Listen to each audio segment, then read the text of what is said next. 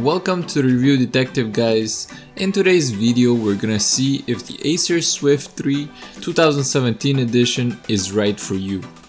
Keep in mind that our review unit comes with 8GB of RAM, Intel's i5 8th generation processor, and a 256GB SSD card. Now that that's out of the way, here are the pros and cons of this laptop. Right out of the box, you'll notice the slim and slick all-metal body design that gives the Swift 3 a premium and durable feel. The glossy Gorilla Glass screen is a non-touch IPS panel that opens all the way up to 180 degrees and has a pretty good color reproduction, but you'll notice that it severely lacks in brightness and the reflections on it are a serious thing to consider. If you're more concerned about number of ports than screen reflection, Acer has you covered.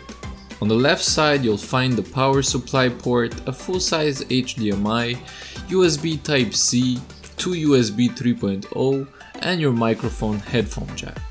The icing on the cake is the additional USB 2.0 port and a handy SD card slot that can be found on the right side of the laptop.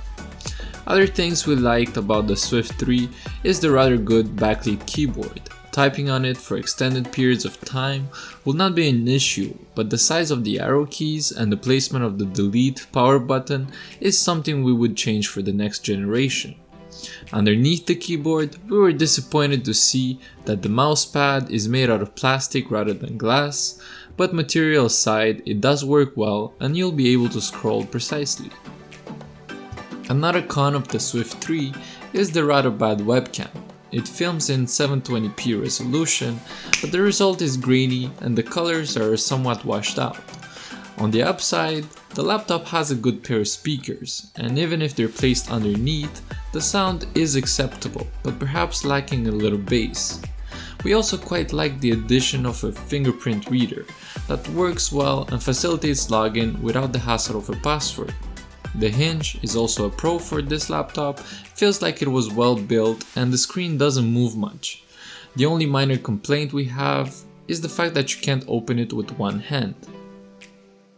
So in conclusion, at $699 US and a battery charge of up to 10 hours, there's a lot to love about the Swift 3. But the low brightness and high reflection of the screen is something to be considered before buying. If you enjoyed the video, leave a thumbs up, subscribe for additional content, and comment down below for any questions.